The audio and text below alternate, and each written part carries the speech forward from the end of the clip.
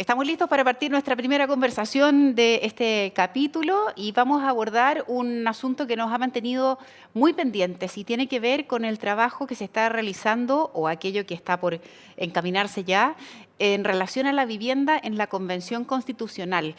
Antes de que se creara la convención y que se produjeran las votaciones y las elecciones, ya estaba en el ambiente dando vuelta el tema de la vivienda, si este debía ser o no un derecho clarificado y consagrado como tal en la Constitución, qué alcances debía tener. Es uno de los grandes lineamientos que tiene la Convención o la Constitución que se quiere construir y sobre la cual hay muchas expectativas. Y la Cámara ha hecho un trabajo también importante en este asunto, está trabajando documentos, ideas y reflexiones con las que quiere aportar a esta Convención Constitucional. Para eso hemos convidado en esta oportunidad a Bernardo Echeverría, él es el presidente de la Comisión de Ciudad y Territorio de la Cámara Chilena de la Construcción, y también a Álvaro Jofré. Él es convencional de Renovación Nacional por la región de Iquique, así que aprovecho de saludarlos a los dos y agradecerles mucho la posibilidad de conversar. ¿Cómo están? Bienvenidos al Café de la Construcción. Muchas gracias, Verónica. Hola Gracias. Verónica, ¿cómo estás? Muy Saludos. bien. Los saludo a los dos y también de forma muy especial a Álvaro, que está ahí en la región de Tarapacá. Yo creo súper relevante, si me lo permiten, que hagamos un poquito de contexto y en esto voy directo con Álvaro para que nos ayude a clarificar a nuestros auditores, y parece relevante entenderlo, ¿qué dice la Constitución actualmente, Álvaro, en lo que a vivienda se refiere? ¿Hay algo en la Constitución que hable de la vivienda y si es así, qué es lo que dice? Antes de entrar en materia, ese marco referencial me parece importante de poder aclarar. Así es. Bueno, Verónica, primero saludar a todos, gracias por la invitación. Costó bastante desde ayer a hoy día poder hacer Pero lo la logramos. conexión. Lo logramos, el día de ayer cerramos el pleno cercano a las 11:30 de la noche. Hoy día también fue bastante largo el día de la mañana el tema de la comisión. Refrescar un poquitito en lo particular, pertenezco o soy parte integrante de la tercera comisión temática, que es la forma de Estado, en la que va a ver la justicia territorial, el de qué manera nos vamos a relacionar, en un Estado más regional, federal o unitario. De acuerdo. Y bajo esos temas también, porque hace muy poquito también vino la comisión, durante esta semana visitó Arica, Parinacota y también Tarapacá. Uno de los temas que se analizó fue el tema de la vivienda, porque son los temas más duros para la región de Arica, Parinacota, para Tarapacá y también para Antofagasta, por la situación compleja que se vive también con las tomas de terreno y también los campamentos. Creo que a la pregunta que tú decías, la Constitución actual no se hace cargo textualmente del derecho también a la vivienda. Y creo que tampoco los gobiernos han estado a la altura para poder garantizar lo que al día de hoy espero que esté incluido también en esta norma, en esta iniciativa de norma que presentamos junto a Roberto Vega de la región de Coquimbo, que también el Estado al final con sus gobiernos, con el poder legislativo se hagan cargo de después materializar y garantizar esta gran problemática que hay del déficit de vivienda que hay en el país. O sea, en línea gruesa, hoy día no hay puesto de forma explícita en la Constitución que la vivienda sea un derecho garantizado como si están otros. Perfecto. Bernardo. Con un solo matiz, Verónica, Sí. que es que Chile sí ha firmado una serie de tratados internacionales y ha concurrido a acuerdos de Naciones Unidas en los cuales sí existe este tema, este derecho. Sí, hay algunos abogados que pero señalan sí, eso. Buen punto, Bernardo. Que en el fondo el solo hecho de suscribir a ese pacto, el pacto social, cultural y económico, si la memoria no me falla, dice allí que tiene que cada gobierno asegurar o garantizar condiciones dignas y por ahí se va subentendiendo que la vivienda podría caber. Pero pareciera necesario, a juicio de lo que la ciudadanía también ha ido comentando, que debiera estar más explícito, Bernardo. A juicio de lo que ustedes han hecho en el trabajo de la Cámara, ¿debe ser un derecho explícitamente garantizado, puesto así con todas sus letras en la Constitución? ¿Qué mirada tienen? Mira, yo creo que hay un cierto consenso nacional, en esto está de acuerdo desde el Ministerio de Vivienda, la empresa privada, los movimientos de pobladores, las ONG, etcétera, de que es conveniente de que la Constitución establezca esto formalmente. Ahora, lo importante son los términos en los cuales, ¿no es cierto?, se establece. Términos que tienen que dar cuenta de cuál es el problema y cuál es el proceso a través del cual se resuelve y cuáles son los compromisos que debe cumplir el Estado en esta materia.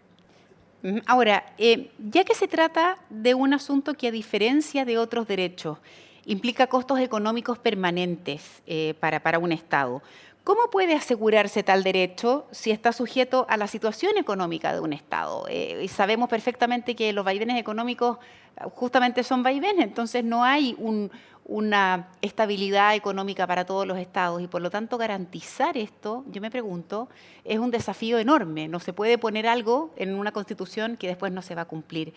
Álvaro, ¿qué mirada tienes tú sobre eso? Y también le quiero comentar a Bernardo y a los dos que en la medida que ustedes tengan ideas o la idea es que conversemos, por favor siéntanse con toda la libertad de intervenir, no esperar la pregunta tal vez para poner un punto, sino que aquí la idea es generar esta conversación. Álvaro.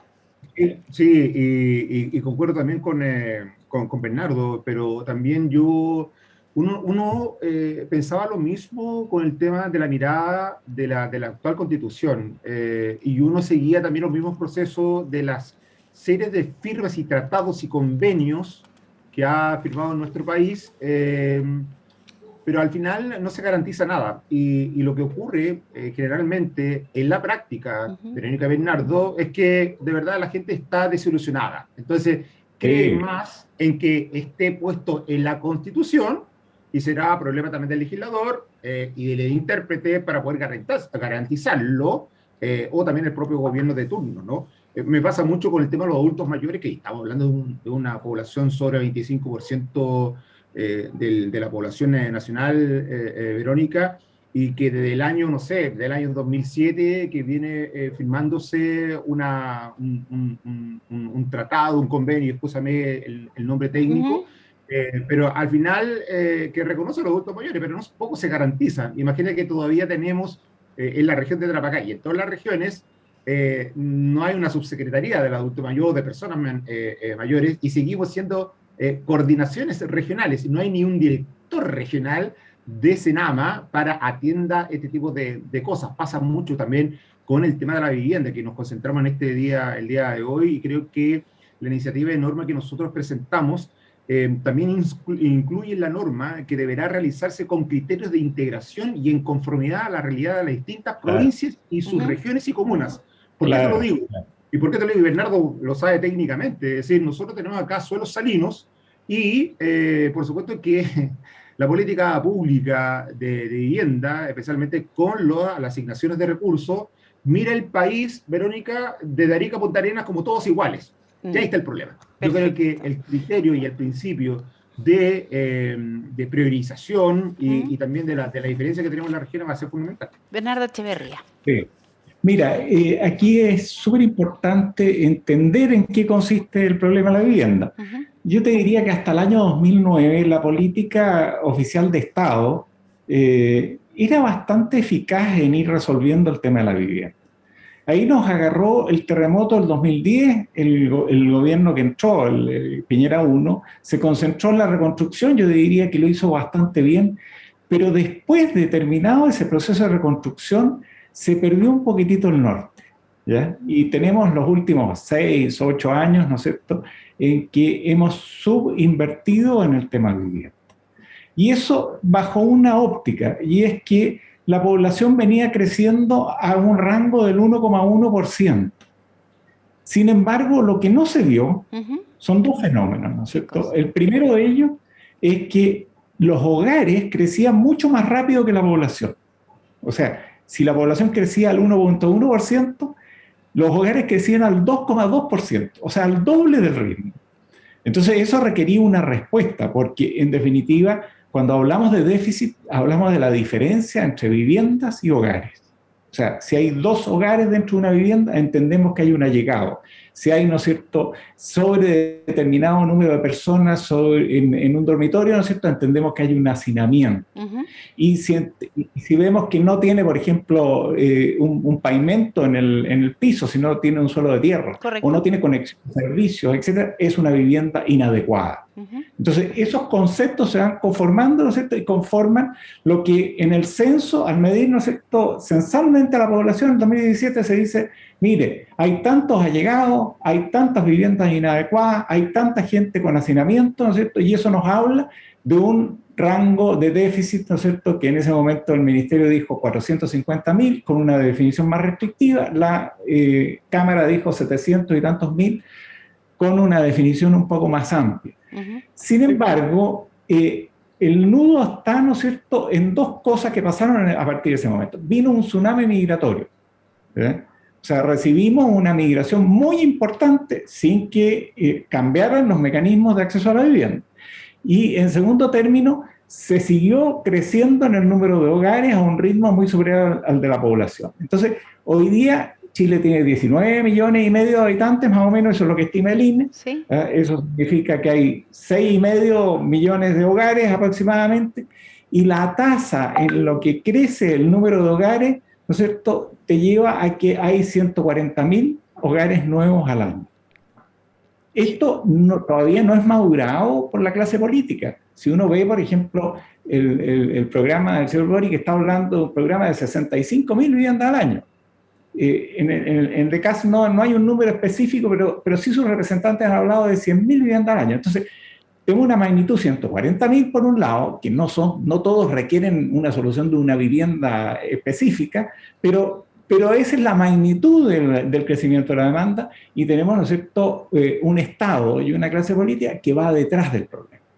Y este problema se presenta con mucha fuerza, como decía Álvaro, en el norte, pero también en otras regiones como Valparaíso o como la región metropolitana. Sí. En la región metropolitana, por ejemplo, se ha estado asignando los programas DS49 y DS19 a razón del 20% de los cupos a la región metropolitana, cuando tiene el 40% de la población.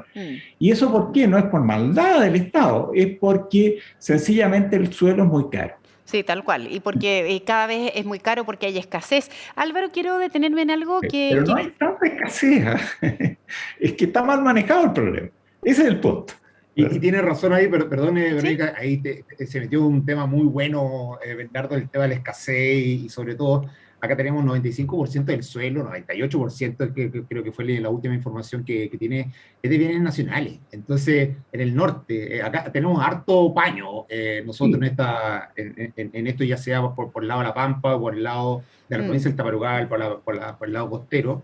Pero yo creo que en el tema que tiene que haber una política, pero una decisión tremenda a poder bajar esos indicadores, Verónica, porque si tú no estás convencido que es una problemática crítica, tal cual como la salud, de verdad, si el presidente de la República no está convencido de eso, poco va a echar mano a esta solución. Sí, tal cual. Y otro, Verónica, y permíteme, el tema migratorio, yo que vengo y que soy nacido y criado en esta tierra, nosotros hemos lidiado siempre con el tema migratorio, pero de hace 15 años atrás, 20 años atrás, esto de verdad se fue al chancho. De verdad, los 12.000 sitios tomados que hay en Alto Hospicio, la cantidad de sitios tomados en el borde costero en la comuna de Iquique, es porque, primero, que no están catastrados, ojo, no están catastrados en ninguna fuente de información, ya sea del Ministerio de Desarrollo Social, pero están ahí, está la realidad, y todos, porque quiero contarte que yo fui el gobernador de la provincia de Iquique, me tocó entregar cajas de alimentos, y en una población de una toma de terreno, 4.000 de ellas, 4.000 hogares, multiplicarlo por 4, todos me pasaban su DNI, me pasaban su RUT, porque no eran chilenos. Entonces, yo creo que es súper fuerte, súper potente, a lo menos que esto es lo que está pasando. ¿Sabes lo que me pasa cuando los escucho a partir de las cifras que comparte Bernardo, del diagnóstico que hace Álvaro? Que el problema es tan profundo y tiene tantas aristas que resolver, porque claro, ¿cómo aprovechamos el suelo disponible que hay, por ejemplo, en otras regiones distintas de la metropolitana? Y dicen, bueno, ¿cómo vas a trasladar o cómo le vas a ofrecer tu calidad de vida u oportunidades a chilenos que saben que todavía este es un país tremendamente centralista y que todavía tiene una serie de dificultades en región? En fin, lo que me pasa es que no sé si el solo hecho de que porque esté escrito en la Constitución el derecho a la vivienda, pudiera pensar alguien que se va a empezar a resolver. Si hay tanto más de profundidad que hay que arreglar antes que ponerlo escrito en una Constitución. No sé si me explico. Verónica, sí, yo le tengo toda la razón en eso. O sea, lo primero es que aquí no hay que cometer el error de que porque esté en la Constitución mágicamente se va a resolver. Eso no es que así. se puede generar esa expectativa, Bernardo, por eso que lo Lo que planteo sí como una es inquietud. que la discusión que se está produciendo con la Constitución nos permite plantear estos temas. Nos permite discutir, ¿no es cierto? Y ver cuáles son las mejores soluciones, ¿no es cierto?, para ir cambiando la definición del problema. Por ejemplo, Iván Poduje decía, mire, en Santiago tiene el absurdo de que no se hacen más viviendas sociales o vivienda económica porque no hay suelo, pero resulta que el Estado tiene 1000 hectáreas en el área metropolitana que tiene desocupadas. Y si tú miras, ¿no es cierto?, por ejemplo, el tema de Antofagasta, a propósito de lo que señalaba Álvaro, no se hacía vivienda social durante muchos años. En Antofagasta no había vivienda económica porque el suelo era muy caro, pero resulta que el Estado era el dueño de todo el suelo de expansión. Entonces, se giró hace 2, 3 años atrás, ¿no es cierto? Y se empezó a buscar fórmulas. Por ejemplo, en La Chimba, lo que está haciendo el ministerio es que está diciendo, perfecto, yo licito, ¿no es cierto?, proyectos de DS49, DS19, pongo yo el suelo y usted me lo paga con obras de urbanización que enriquecen el lugar. Tal cual.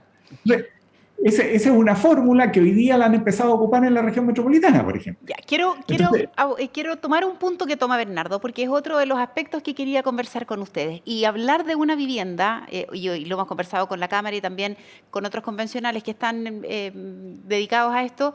Hablar de vivienda es quedarse en una cosa muy única, porque la vivienda no es solo la casa, tiene que ver con un entorno y un espacio que no solo implique el área verde. Estoy hablando de un ciudadano que tenga una vivienda, pero que tenga un transporte cercano, que tenga ojalá una unidad de servicios que le permita poder acceder a compras, ojalá un colegio donde poder llevar a sus hijos. O sea, hablamos de un sistema global y no es solo una casa. Desde esa perspectiva, el trabajo que estaban haciendo algunos convencionales, entre los que cuenta Álvaro, se hizo una primera propuesta constitucional de vivienda, donde se sugiere que los chilenos tienen derecho a una vivienda digna y poder participar de las decisiones que influyan en los procesos de desarrollo y planificación de las comunas en las que habitan. La ley determinará y regulará, dice, los mecanismos para hacer efectiva esta facultad. Yo me pregunto, ¿creen realmente viable poder incorporar decisiones ciudadanas en las políticas de planificación de un Estado? Pero de todas maneras. Es un deber, Bernardo, yo creo que es un deber, Verónica, de que el Estado entregue el día de hoy esa facilidad a la población, al ciudadano, al pueblo, a tomar también sus propias decisiones. Creo que hay ausencia de una democracia mucho más directa, Verónica. Ellos, hace muy poquito, el día sábado, estuve participando con la Confederación de Uniones Comunales del país, que está reunido acá en Iquique, y una de las cosas que te reclaman, y yo creo que son pocas los mecanismos, las herramientas que tienen para poder participar. De repente funciona el COSOC funciona, de repente a criterio también de los alcaldes, de repente al delegado, o de repente al gobernador regional, son construidos más o menos a la medida de la postura del... ¿Me entiendes para dónde va la cosa? Yo creo que hay que hacer lo suficiente y entender que el tema, el de poder consultar, el plebiscitar o que la ciudadanía decida en su propio territorio, por eso yo te mencioné que estoy en la Comisión de Forma de Estado, que nosotros queremos en las regiones mayor autonomía. ¿Cómo me encantaría, querido Bernardo, que la región de Tarapacá, en el norte, tengamos nuestro Serviu? Que Serviu, ¿cierto?, de las políticas públicas, decidiese en la región y más que venir a preguntarle acá al propio ministro o al subsecretario las decisiones, de dónde vamos a instalar también la propia casa, o la oportunidad también de que cierta parte también del territorio, hablo yo también del suelo, también sea decidido en la región. Estoy hablando también de bienes nacionales, pero yo creo que es importante valorar la opinión también de la ciudadanía. Hay un ejemplo, no sé si tú lo conoces, Bernardo o Verónica, Altos de Playa Blanca. No. Creo que Altos de Playa Blanca es el ejemplo de la política pública habitacional que no hay que hacer en todo el mundo. ¿Por qué? Para quienes no lo conocen, un resumen breve. Instalaron 280 unidades habitacionales, casas, en un sector a 15 kilómetros de la ciudad de Iquique por el borde costero, pero sin la urbanización. Y camino al aeropuerto. Camino al aeropuerto. Y me dijo, sin urbanización. Y uno le dice, a lo mejor, sin el manejo técnico, pero si tienen agua y tienen alcantarillado, tiene luz eléctrica. No, pues eso no es urbanización. Urbanización es si tiene colegio cercano, si tiene comercio, si tiene placa de servicio, si tiene un CESFAN o un COSOC, perdón, un SECOF o algo por el estilo. No tiene nada, Verónica. Lo dejaron un gueto, lo dejaron abandonado. Pero ahí tiene que haber una autoridad suficientemente fortalecida que ponga las reglas del juego respecto de cuáles son las condiciones con las que se puede presentar un proyecto. Sí, pero eso fue culpa de la municipalidad. Por eso digo, a ver, Bernardo, ¿qué mirada tienes tú sobre eso? Sí, no, yo estoy totalmente de acuerdo con lo que está planteando Álvaro. Yo creo que la vivienda, al margen de áreas verdes, pavimentación, equipamiento básico, accesibilidad, ¿no es cierto?, a centros de trabajo, accesibilidad a centros de estudio, etcétera, no amerita, ¿no es cierto?, ser considerada como una vivienda digna.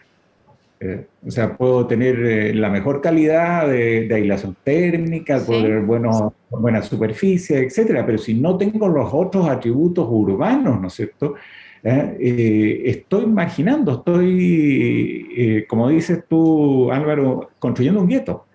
Y en eso, Bernardo, ¿qué rol le cabe al mundo privado y instalar eso como algo en el ADN que haga que efectivamente pueda ser siempre así? Es decir, que el concepto de la dignidad esté siempre presente en aquellos espacios que, independiente de si son viviendas sociales o no, siempre pueda estar puesto en un proyecto como en la primera línea de prioridades y después empezar a pavimentar aquello. ¿Cómo ves eso y qué rol juegan ustedes como mundo privado ahí? Hay varios avances en esa materia, bien importantes, y que hoy día muchos de ellos son políticas de Estado. Lo que es bien importante tomar en cuenta cuando de repente alguien desprecia lo que se está haciendo en vivienda. Por ejemplo, los DS-19, el Ministerio de Vivienda licita cupos. Y esos cupos, ¿no es cierto?, se asignan en función de la calidad del proyecto en sí, pero además en relación a los atributos urbanos del proyecto. Y recibe postulaciones del sector privado que más o menos duplican los cupos que hay. O sea, tiene para regodearse. Puede seleccionar, puede determinar, etc. Esa es una arista. La segunda arista es que ese DS-19 es un programa de integración social, o sea, es un programa en el cual comparten en el mismo conjunto un 25% de viviendas, ¿no es cierto?, de fondo solidario, esto es sin deuda, un 50% de viviendas de sectores emergentes y medios, y el 25% final más o menos queda, ¿no es cierto?, disponible para el mercado. Entonces, estamos generando, desde que partieron este tipo de políticas, que ya llevan 6, 8 años, ¿no es cierto?, desarrollándose, barrios más integrados. Y el tercer elemento que me parece muy importante es que desde principios de la década pasada se constituyó primero una definición de una política nacional de desarrollo urbano y un Consejo Nacional de Desarrollo Urbano, cuyas decisiones no son vinculantes, pero que sí produce una orientación general para el trabajo tanto del ministerio como de los gobiernos regionales, como de los municipios. Y ahí participan gremios, participan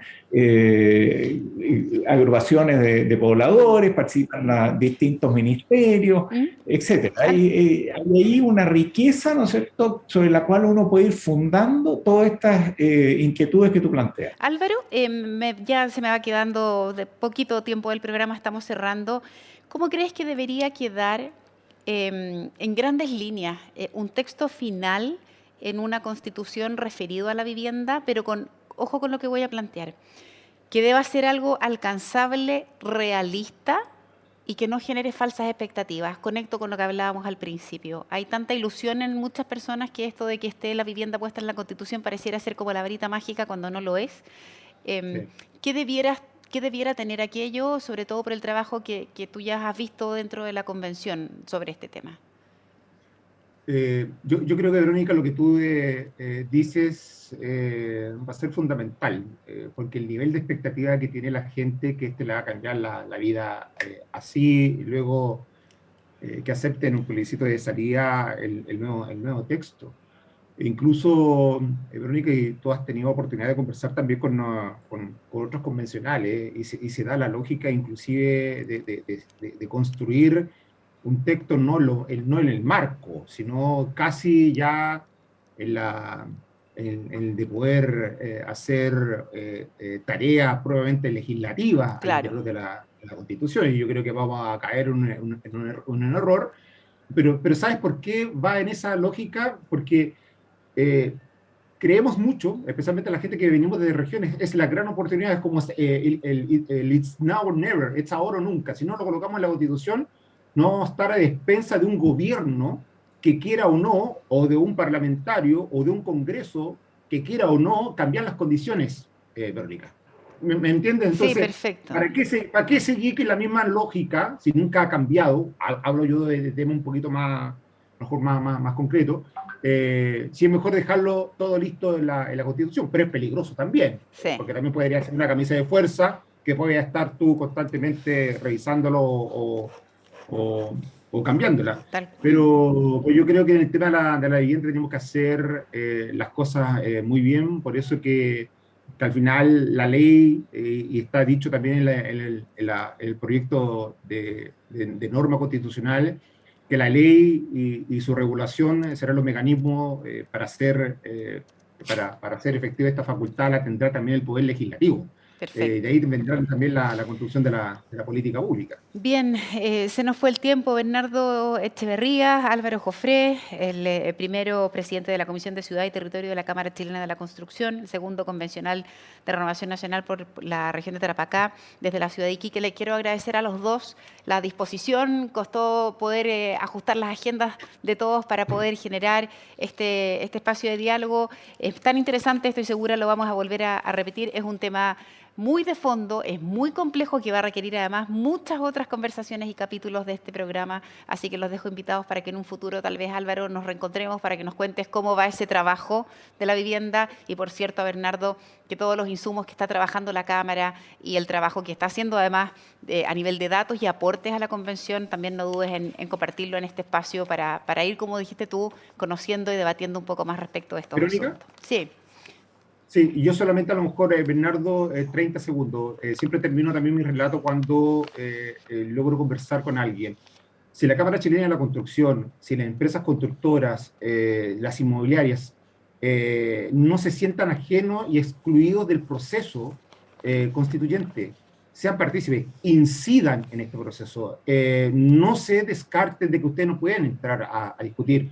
Yo lo he conversado con la Cámara Chilena también de la Construcción acá, han sido papeles fundamentales cuando hablamos del plan regulador intercomunal, han sido hombres y mujeres que han estado en la primera línea para asegurar que esa planificación se haga de buena manera, porque mucha gente integrante de la Cámara Chilena de la Construcción acá son iquiqueños, son gente de la región de Tarapacá. Entonces, por eso que yo los invito a todos los entes, del más humilde habitante hasta la institución más grande o la organización más grande, también que sea incidente en este proceso, para después no arrepentirse. Oye, ¿por qué no lo puede hacer? Porque si alguien pensó, Verónica, que el plebiscito de salida, por sí o por no, va a ser la única salida, no. Yo creo que la salida es importante, el de ser incidente, y es ahora o nunca. Gracias, Verónica. Gracias, Bernardo. Oye, ¿me das un segundito, Verónica? Sí.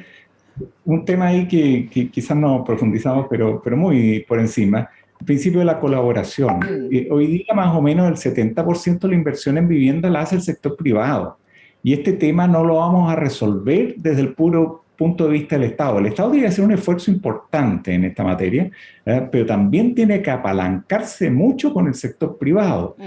Y eso, ¿no es cierto?, hay que entenderlo cuando uno define, ¿no es cierto?, todos estos parámetros para resolver el tema de la vivienda. este es un tema de todos los chilenos, llámese empresa privada, llámese vecinos, llámese Estado, etcétera. Nos Y necesitamos todos colaboraciones finalmente para tirar este carro, exactamente, tal cual. Muchísimas exactamente. gracias a los dos por el tiempo, que tengan un buen fin de semana y espero reencontrarme con ustedes en otra oportunidad. Que les vaya muy bien, Álvaro y Bernardo. Cuídense mucho. Gracias. Ya, chao. Chao, chao. Hacemos una pausa aquí en el Café de la Construcción y volvemos de inmediato.